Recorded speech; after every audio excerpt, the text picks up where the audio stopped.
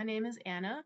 I'm the customer education manager here with Encircle, and I'm going to be taking you guys through some key parts of the app with a certain, kind of specific focus on profitability today. So if you have joined us for any of our webinars this quarter so far, maybe our profitability masterclass with Chris Rosnowski, or maybe our revenue roundtable last week with Steve Glosnick and Nate Sisney, then you'll probably have noticed we've had a theme going with our presentations this quarter, and that has been profitability. So what we're going to try to do today with this presentation is take some of those business operations tips and tricks that we've been getting from our previous webinars around driving revenue, getting more line items, and then just driving more profitability, and then tie it back tangibly to the Encircle app. And we're actually going to show you like those functions and how to use them in the app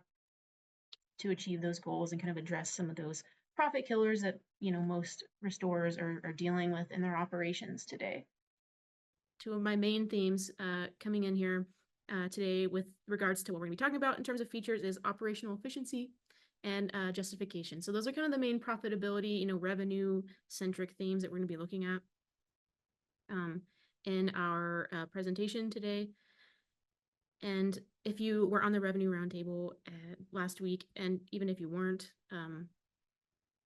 you probably have a very good understanding of this already, which is that having that knowledge on day one, getting an early scope and an early understanding of the loss is going to be huge for your operational efficiency. So that's going to be a big chunk of what we're talking about here initially. The first thing I want to show today is our floor plan tool.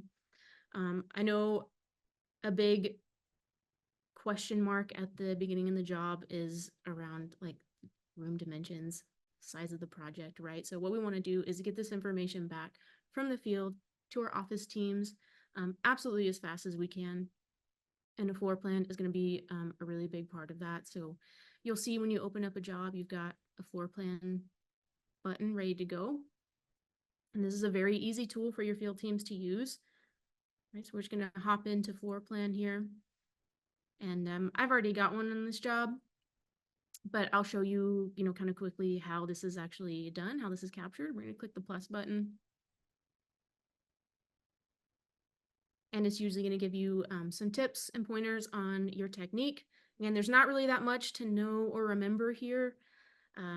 A few key things is that as you're scanning, you're going to keep the phone vertical, so in portrait mode, we're going to tilt it just ever so slightly downwards, just like that. We're not doing this. We're not doing that. It's just, this kind of view. And then essentially what we're going to do is just hit record and walk the property, right?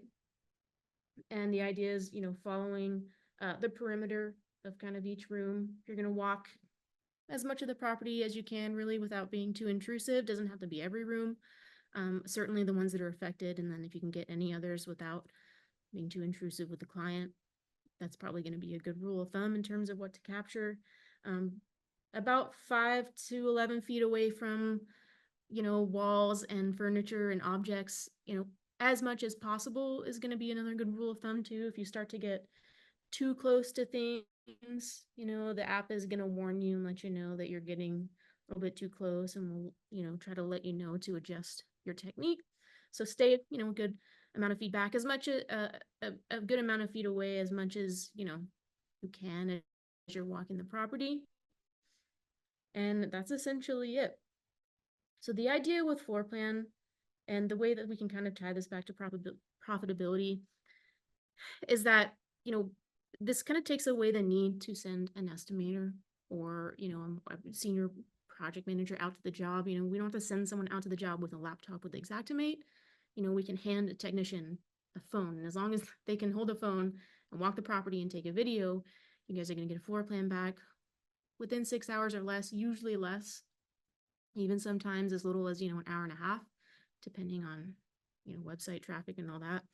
And so that's going to be probably one of the biggest time savers and one of the, quickest wins and most low-hanging fruit in the app that there is, in terms of getting that faster turnaround on your estimate on day one, right? And so something that Nate Sisney mentioned on our revenue roundtable was trying to, move some of the documentation tasks off of the higher paid PMs, down to the technicians, right? Sending PMs out less often, sending out less people, less resources out to the job, was kind of a big one for, I think is a big one for a lot of restorers. And certainly this is something that Steve told in his stories, right? A lot of times, maybe day one, they're sending a technician out to capture documentation, and without an SOP in place, without technology in place, maybe the documentation's not great. So you have to send PMs out again. You have to send estimators out. You're sending this revolving door of people out to the job, and you're getting to day 2 and 3 and still not necessarily having a good understanding of the scope of the job, right? So a really big, goal to focus on is to get that understanding of the scope early. We want to have a good understanding of the project as soon as we can, on day one. And so I think the floor plan tool is going to be an excellent tool to have in everybody's pocket toward that end, because everyone can do it, and it's exceedingly fast. And then the additional draw on the floor plan tool as well is that this is, able to convert instantly into an Xactimate sketch. Now, because I lost my PC, I had to switch to Apple. I am not going to be able to pull up Xactimate and show the actual import process like I wanted. So maybe Leah or Kristen, if you're online, maybe you guys can go into our moderator document if you want to share. I've got a link to our import process for Xactimate if you want to throw that in the chat. It's a dead easy process, guys, to get this floor plan into Xactimate. Essentially, you're just creating a data request. You paste a couple pieces of information into Xactimate. You import it on the sketch tab, and it shows up instantaneously with room dimensions. You're going to have cabinetry, floor, stairs, any kind of appliances there in there as reference areas. Sorry, I said floor. Floors aren't reference areas. Any kind of like objects and appliances are going to be in there as reference areas for you as well. So you're getting a quite a complete sketch into Xactimate, all from a technician capturing a video on site. So that's going to be, I think, a huge change in your operations if that's not something that field teams are doing today. This is, like I said, very low hanging fruit in terms of getting to that quick turnaround on your scope, on your estimates on day one, right? And so in addition to floor plans, probably what we're going to do like after a floor plan, see, a floor plan is probably something you're going to do maybe even, the first step when it comes to starting the documentation, right? So you can start a floor plan, you upload it. That's going to take a little bit of time to process. While your floor plan's processing, we can probably move on to like other pieces of our documentation. And so everyone knows, right, we're going to be taking pictures, photos, notes, right? So this is certainly not a new concept. There's a few things I want to show you in here, a few little tips and tricks to help you guys hopefully kind of optimize that photo documentation process. So we're going to work out of the living room here for our example. Right, so what you want to do for sure, right, is start with our room overview. So I'm sure that most people on this call are probably already doing this today, right? So we'll click our plus button here. We're going to select add photos and videos. And then we're just going to grab our room overview photos, try to get a 360 as much as you can, right? You already have another 360 photo tool that you're using. And then on your walkthrough of the property, you'll notice that when you're in your camera view, you've actually got your room selector tool up top, right? So as you're going through your rooms, getting your overviews, you can always just kind of pop into different rooms there as you're walking the space and just kind of snap your photos. Videos is also going to be another really big one, guys. So this is something that Steve talked about a bunch in our revenue roundtable last week as well. Getting a really good scope or walkthrough video of the property. Right, you can take up to 5 minutes of a time. You can take as many videos as you need in here. Right, what we're trying to do is just, get an idea with the video walkthrough starting, from the start of the loss or the source of the loss through the whole project, right? And you can do this either room. If you're doing like an entire scope video walkthrough, I would probably actually recommend putting it in the general notes section. Right, so if I go into general notes, this is probably going to be a good spot to put any, general scope videos. You can see I've kind of got one already going in here. But the idea of the walkthrough video is start at the start of loss or the source of loss, walk the entire property, and really focusing on getting details in the audio narration, right? So we're taking a video and we're talking about, we got extraction over here in about 50% of the room. We're going to need to, do our extraction on these materials. Baseboards coming out, carpet pads coming out here in this space, and any other, notable points, right? So really getting the detail of what you're doing, what equipment you're setting, why you're doing it is going to be really big for those estimators who are going to be looking at this job, possibly remotely, right? So you may have your estimators doing these tasks remotely. They may not be going on site. They may be just referring to the documentation from the field when doing their estimates. And so that's, I think, going to be a really big thing for your team to focus on, is trying to get those thorough videos and trying to get that detail. Because when an estimator can look at a floor plan, when they can look at, a video scope, they're going to have a lot of what they really need. Even if you're not taking a ton of photos on the loss, even if your field teams aren't capturing every note that they're required to do, a really solid video is going to go a long way, in conjunction with, that floor plan, for example. Okay, so in addition to the videos, I think it's still probably going to be important for teams to still be capturing certain photos, especially certain notes as well. I think a lot of our users are catching on to our note templates feature. This is, I think, an underutilized one even.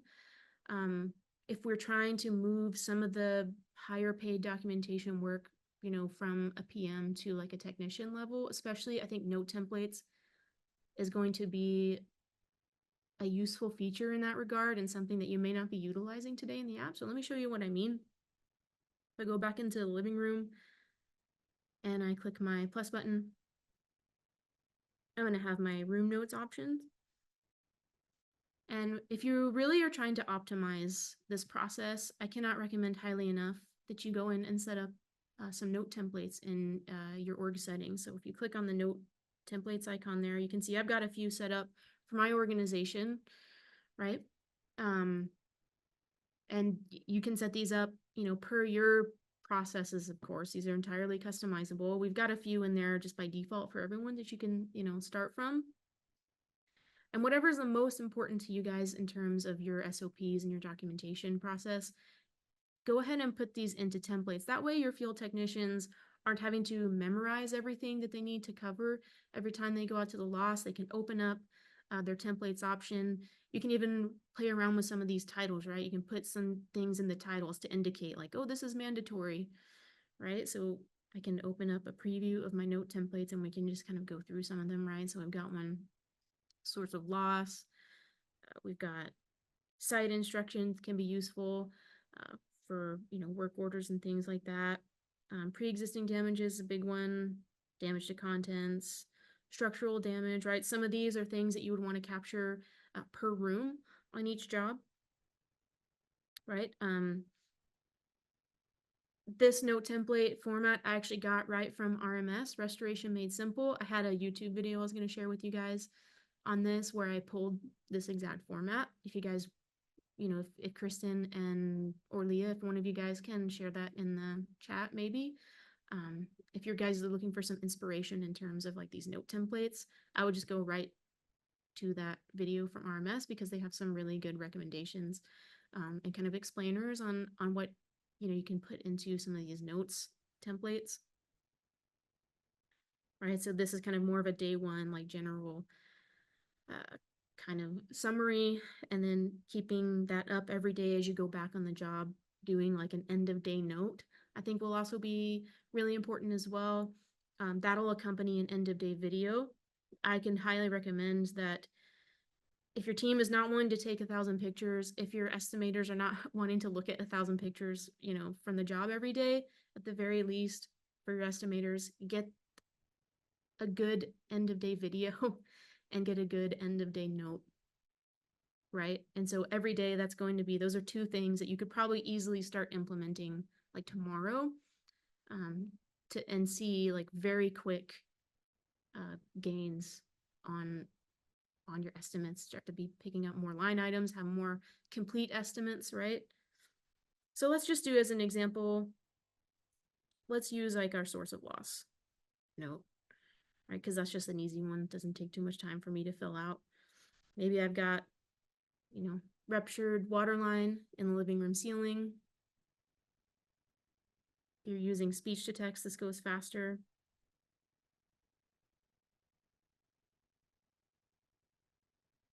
Living room.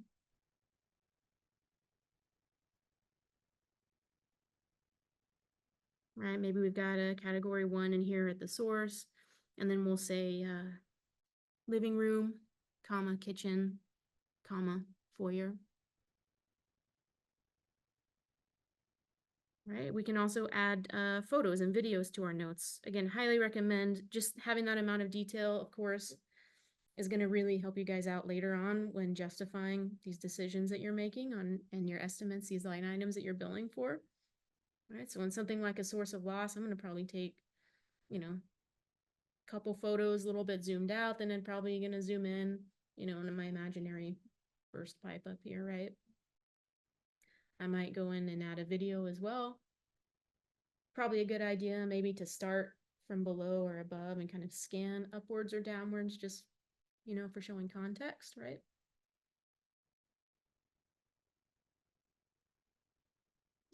So something like that, having your field teams do doesn't take a lot of time up from their day, but is going to make a huge difference later on when an estimator goes to create, a scope or a bill for this project.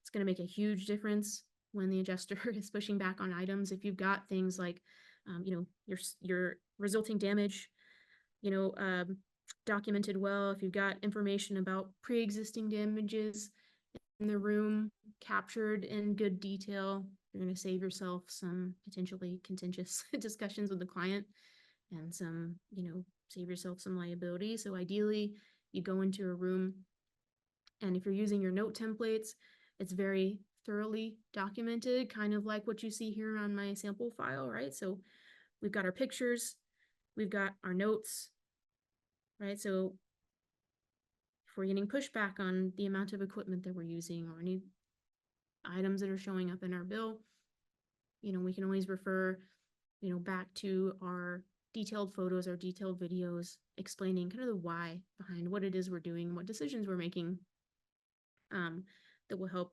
in, saving some of those line items that, might potentially get cut from the estimate or from the final bill just because the documentation wasn't there, right? So having a good, strongly documented loss like this is going to make all the difference in the world. And with the use of video, with the use of note templates, this is fairly quick to do, right? So it's not actually costing you much extra time in the field. Whereas, if you're not doing these steps, that might be costing you a ton of time and, phone calls to technicians and contentious phone calls or arguing with adjusters, which is, not time that anybody's gonna, bill for or get paid for. And unfortunately, we don't have a line item for harassing technicians about details for the job. So trying to standardize as much of these processes processes as you can in the app, I think is going to go a really long way. And so the next thing I want to show, now that we've kind of talked about floor plan, we've talked about our photo documentation, I kind of want to switch gears a little bit here and show our equipment calculator tool, right? So this is kind of tying back to our theme on like justification. So now that we've kind of talked about that fast turnaround time on estimates, we're trying to get a good scope on day one.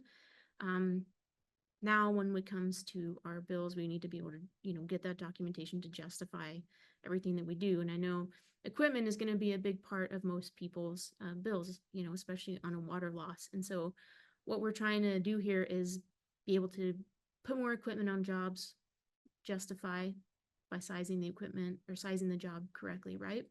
And so that is going to be a tool within our hydro tool. Right? So we're not going to be able to go through the entire hydro tool today. So that's why we kind of chose to focus on the equipment calculator, because it kind of speaks a lot to profitability, and that's kind of your biggest, I think, margin on the job here in terms of hydro. Right, so we're going to fill out a few tasks really to get our equipment recommendation. You can see, if you are not familiar with hydro at all, what you're looking at is our hydro task list, right? It's essentially a workflow that's going to guide your technicians through the dry log, the water documentation process. And so you can see I've got kind of a lot of it done already. We're going to go through 2 or 3 tasks as they relate to equipment calculation to kind of show you how easy it is and intuitive it can be to get those equipment recommendations. Again, this is something that technician can do. You don't necessarily have to have, a higher paid PM doing this, right? We've designed hydro so that it can guide people of any knowledge level through the process. So the first thing I'm going to do here for my equipment recommendations is my room and my affected area dimensions. I've got a couple rooms already done, so let's just pop into the kitchen and do that one. All right, so what we're going to do is choose from a room shape. My kitchen happens to be rectangular, so that's what we're going to work from. And I'm just going to tap on the room shape and input my dimensions. So I've got basically like a 9 by 8 or a 10 by 8 kitchen.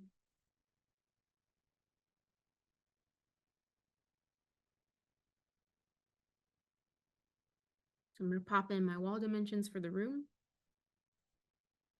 Also go in there and enter my average ceiling height. We're just going to plug in our general room dimensions. And then the next thing it wants us to input is our dimensions of the affected surface area. So how much of our materials are impacted here? And I think it's best, to do it in percentage. Most people prefer to do it that way. So I'm going to look at my floor and say, maybe I've got 100% of floor affected. For the walls, we're talking about the walls above 2 feet. So if your walls aren't affected above 2 feet, you're going to leave this blank. And how much of your ceiling is affected as well. And then you have some inputs too, if you've got larger insets or offsets or obstructions, kitchen islands and things like that. Columns, those can also be input here. I don't, my kitchen is just a straight open little room, so I'm going to skip that for my example. And so we'll complete that. So you always want to do this for each room in your chamber, even the unaffected ones. I think that one, the unaffected rooms, it might be a thing that some users might be skipping. It does go towards your entire chamber size, so it's always really important to get those unaffected room dimensions as well. Even if the materials aren't impacted, you still want it in your overall chamber size. So we're gonna complete that task, and then the next thing we want to do is go into our drying chamber settings, because we need to tell the system what category and class of water that we're dealing with for this loss. Right, so we started with a category 1. That's what I identified at the source. If it had switched to category 2 or 3 over time, you would be able to set that information here for the chamber. I'm going to leave mine as is, and we'll say maybe I've got like a class 2 water loss. Or I think I said 100%, so maybe we'll do class 3. right? So answer a couple quick questions about the chamber. And then the last part we're going to do is our equipment calculation task so that we can get our air mover calculation. And this is just answering a few factors, drying factors about the building, right? So our build out density is going to be average for a residential property like mine. Standard building construction materials in my place. Whether HVAC is going to help us out, yes or no. It's coming out super hot. It's like 100+ degrees at my place out of the heating system right now, so that's probably going to be a no. You know, what are the prevailing weather conditions like? Are they going to aid in the drying process or not? And then the tightness of a building envelope. In my case, we're looking at moderate because we're just kind of a standard residential property. So I'm going to hit calculate. And so the system is going to give me a recommendation on my equipment. Again, you can add more or less to this based on your other documentation, your floor plan, your photos, your notes as needed. If there are any other, you know, circumstances or factors that, you know, would justify you placing more than this, by all means, this is a good recommendation, a good starting point. You also have the ability to set tolerances on the job in terms of like your humidity range and your temperature range. And so, you know, as the job goes on, if you find yourself going in and out of these set tolerances, you can always place equipment, you know, if that becomes a necessity as well. But this is going to give us, you know, a starting point recommendation. And because this is S500 based, this is going to be a strong justification for the amount of equipment that, you know, we're putting on the loss, right? And that equipment placement is quite easy in the app, right? So I can just come into my equipment placement task and I can do this quite quickly for each room. So if I start in my kitchen, I can come over here, I can place my dehues. I can enter a custom pint capacity or just use, you know, medium, large, and XL if I need to. Place my air movers. And then we do support other types of equipment as well. So, you know, if you're using air scrubbers, heaters, dryers, or any other type of specialty equipment, this is really easy to log on the job. And that's something that Nate Sisney talked about in our revenue roundtable, is kind of his feeling that people are underutilizing specialty equipment on the job, right? So you can certainly come in here and you can place, you know, if you've got floor drying system or wall drying system, if it can be justified in terms to like help the end client dry, you know, get back to normal faster, you can place it in Encircle, and then you can utilize those videos, those notes, those photos that you've captured with your team and your photo documentation, you know, to further aid in the justification of the equipment that you're placing on the job. So I'll come into my other rooms and just make sure I meet my equipment requirements. You can see that it keeps track of your recommendations as you're placing equipment. And then I think I needed one air mover in the foyer. Yep. Right, so now I've got my equipment recommendations met. The system's going to keep track of how long these units are on site for you and create an equipment log. And you can also go back and, you know, place this stuff on your moisture map. So another good use for your floor plan is turning those easily into moisture maps. You don't have to sit there and do hand-drawn maps or anything like that. This can all be done, you know, digitally, and all be based on that floor plan that we set up. All right, so with a few clicks, we can get all of our moisture points. We can get all of our equipment on the map where it needs to go. All right, so just something like that. And that's kind of the idea here. I know that we are kind of coming up on time here due to our really unfortunate technical issues. So I am going to go ahead and open up the floor for questions. I apologize because of my screen situation. I did not get a chance to see the questions coming in. So let me just pop over to the chat. Anna, it's Leah. Yeah. I've been answering most questions as they've come in. There was one question that was asking about commercial jobs. I'm just scrolling up to try and find it. Just about, I think it was about setting up rooms on a commercial loss. Are you able to speak to that use case at all? Can you find the question? Yeah, just one sec. It says, what about commercial building where you don't have bedrooms, kitchen or living room?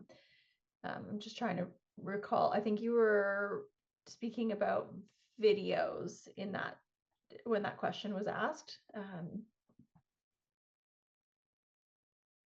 But maybe if Allie would like to re-ask that question, we can get some more information. Yeah, because I would really kind of like to know what the specific question is there. There was another question that just came in that says, will you be locking in moisture points at some point or the EQ points on the map? That way they don't move. Oh, that's a good question. I would say let's take that back to the product team. I have not heard of that specific feature request like plans in terms of locking moisture points and like stickers on the map. But I think, Leah, that would be a good takeaway for us. Yep. This call-ins. And we'll get you whoever asked that, we'll get your name associated with that request in our system as well. Yeah. Because we track these requests. Another request, can we set locks on tasks when setting up Hydro? I believe so. Let's go into our task list. We can also customize our Hydro task list. Organization. So we got our default Hydro task list. The way that we can, I think the concern here is probably not wanting users to be able to disable tasks is probably my guess, in which case you might want to just pop into that user's permissions. You might just want to dial back their permissions on that. So you may want to pull them into a limited permission set, although that's going to restrict their ability to create floor plans. So depending on like their use case and what you need that person to be able to do, that may not be the right solution. But that would be the kind of the way of blocking a user from turning off a task, which is probably what you're trying. Andrew just clarified. So I think he's looking for it to be so they can't jump around the task list, and then it's more one task at a time. Well, we don't have that level of customization today. There are certain tasks that just are kind of already like have dependencies built in. So for example, like if you shut off or if you turn on or shut off equipment calculations, right? Like that has room in the dimensions and drying chamber settings turned on, right? So like same thing with moisture content readings. If you try to turn that task off, the moisture point task will go off and vice versa. And then nothing will actually be open to you in the Hydro task list until you've got a drying chamber set up. So it will force you to do the drying chamber first. But that's as much kind of locking down as we have today. I think the intention there was to keep the task list, fairly flexible for our users, so that if they have people, jumping in and kind of tag teaming on the tasks, that they'd have the flexibility to do that. But I think that is another, potentially useful feature request as well for certain organizations that kind of would maybe prefer to have things like, boop, boop, boop, I think every other question has been answered during the session. Yeah, I'm just trying to find that question about commercial jobs. Were you able to find that, Leah? I did. I read it out, but he hasn't clarified. So perhaps we can reach out afterwards to get more details on his question. Yes, we have a record, written record of these questions. So I'm gonna, when this webinar closes out, I'm gonna go find that question in the chat and I'm gonna reach out. I'll just, I'll start an email thread if that works. A couple things I want to point out is that if you do have any other questions around any of the stuff that you've seen today, we do have demos available. So if you're not an Encircle customer already, feel free to go ahead and request a demo with some of our reps to show you around the system. If you are already an Encircle customer and you want to get some more training, or you want to do a call with your account rep, then reach out to success@encircleapp.com and you can always book a training in with us. We do also have online training as well through Encircle U, which is our little online university that has product training courses. So lots and lots of opportunities for training and learning there. So I'm going to go ahead and let everybody go. And thank you all one last time for attending and for your patience with our technical issues. Anything else that we can help you guys with? You know how to find us. You can always reach out. We've got a friendly team of people that are ready for your questions. So I hope everyone has a really good day, and we will hopefully see you at the next one.